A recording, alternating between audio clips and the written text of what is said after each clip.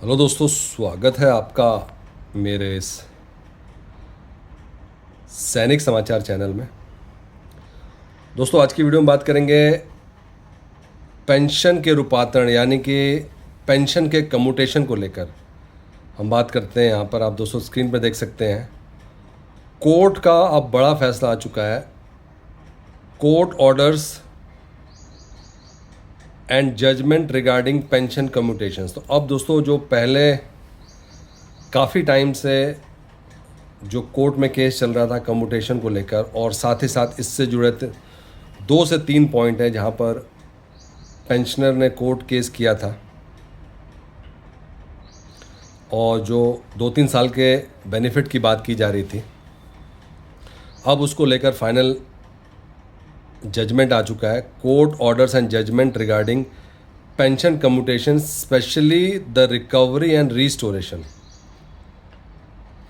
2 point थे जहाँ पर काफ़ी ज़्यादा डिस्कशन चल रहा था। एक तो रिकवरी का था और एक रीस्टोरेशन का था, जिसमें कि ये डिस्कस चल रहा था कि जो 10 साल या 12 साल के अंदर जो भी आपने पेंशन को कम्यूट किया होता है, वो 12 साल का जो इंटरवल है उसमें हो जाता है, लेकिन स्टिल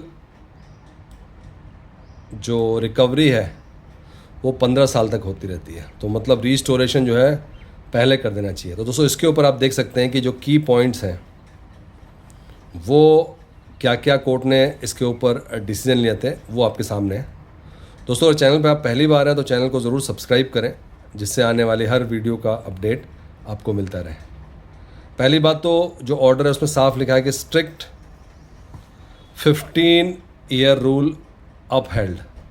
तो जो रूल था 15 साल का, the legality of the 15 year restoration period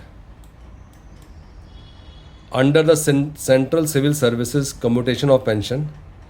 जो कम्यूटेड पेंशन है must be restored after a period of 15 years. तो इसी चीज़ को दोबारा से कोर्ट ने भी इसको ऑर्डर किया है,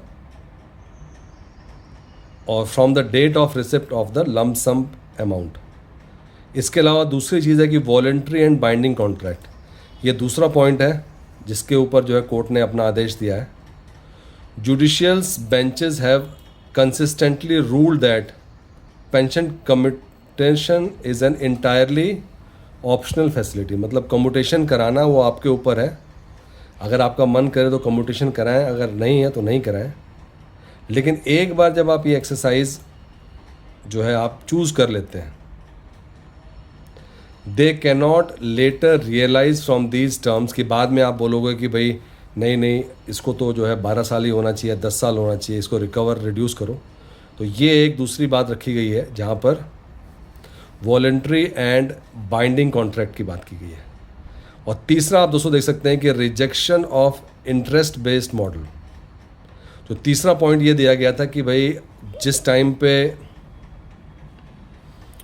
कम्यूटेशन का पीरियड 15 साल था, तब इंटरेस्ट रेट बहुत हुआ करता था, आज कम है। तो इसमें साफ लिखा है कि commutation formulas must be based on the years of purchase concept rather than fluctuating bank interest. तो जो भी केस किए गए थे उसमें सिर्फ और सिर्फ यही एक आर्ग्यूमेंट था जो कि सबसे ज़्यादा डिस्कस में था, कि आज से पहले जो कम्यूटेशन जिस टाइम पे किया गया था तब 15 साल का पीरियड होता था, तब इंटरेस्ट रेट जो है बैंकों के काफ़ी ज़्यादा होते थे। आज की डेट में बैंक के इंटरेस्ट रेट कम है, तो इसकी वजह से जो ये रिकवरी है वो जल्दी हो जानी चाहिए। तो दूसरी चीज़ है दोस्तों कि इसको ईयर वाइज माना गया है, इसको बैंक के फ्लक्चुएटिंग जो इंटरेस्ट रेट है उसके बेस पे नहीं कर सकते।